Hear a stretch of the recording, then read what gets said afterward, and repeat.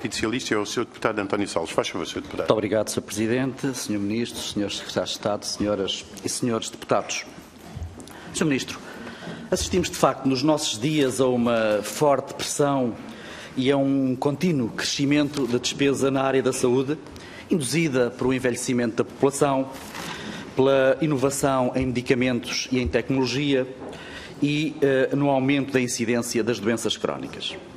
Estão a ser feitos esforços sérios e responsáveis para gerar poupança ou limites no crescimento da despesa, de forma a compatibilizar esta pressão com o processo de consolidação orçamental, assegurando desta forma uma melhor equidade no acesso e na qualidade dos serviços prestados. Isto é, estamos a responder com rigor orçamental, com sensibilidade social e sem quebra na qualidade do serviço prestado.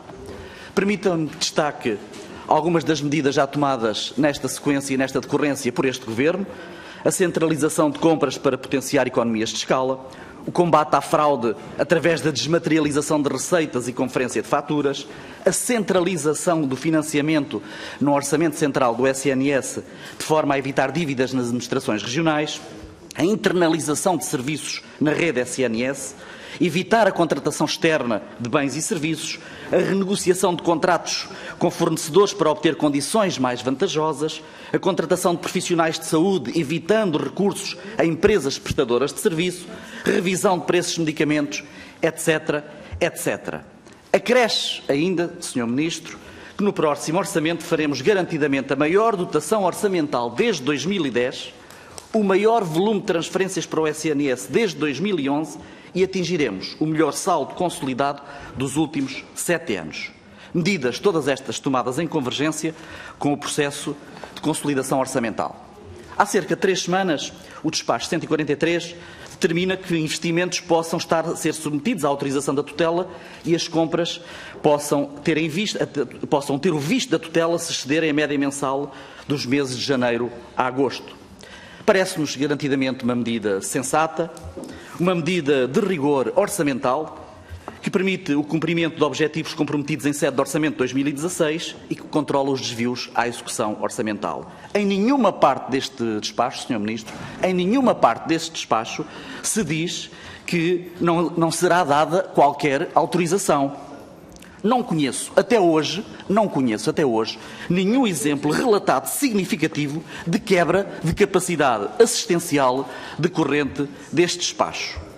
Em bom rigor, Sr. Ministro, é importante que se diga até o seguinte: o anterior Governo, PSD-CDS, não produziu um despacho, produziu 4 despachos em 3 anos. 2012, o despacho 3.402. 2013, o despacho 2.296. 2014, não satisfeitos, produziram 2 despachos, um em fevereiro, com medo que o resto do ano corresse mal, e outro em agosto. Todos eles diziam o mesmo: a realização de investimentos, quer novos, quer em cursos, por todas as entidades do SNS em 2012, 13 e 14 é sujeito à autorização prévia do Ministro da Saúde e sujeitos à avaliação do risco custo-benefício.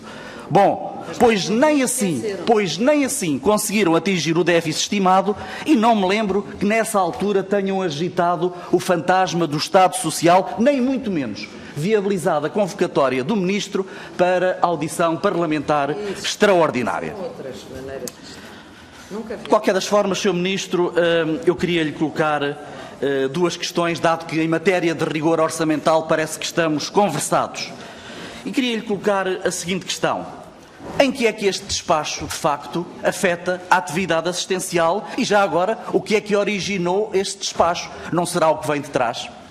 Por outro lado, e se ainda assim seria preferível criar uma via verde para entidades que se encontrassem dentro do seu orçamento anual, dando assim um estímulo e premiando essa gestão e tendo, de facto, um escrutínio maior sobre os casos mais complicados. Por último, Sr. Ministro, queria antecipar um pouco esta questão do Orçamento de Estado, dado que estamos em discussão e em sede de orçamento. Um orçamento que é um instrumento estratégico para uma legislatura, eu disse um orçamento, não disse 12 orçamentos em 4 anos, 8 retificativos e 4 primários. Isso sim, isso é falta de estratégia e deixa de ter os orçamentos como instrumentos estratégicos.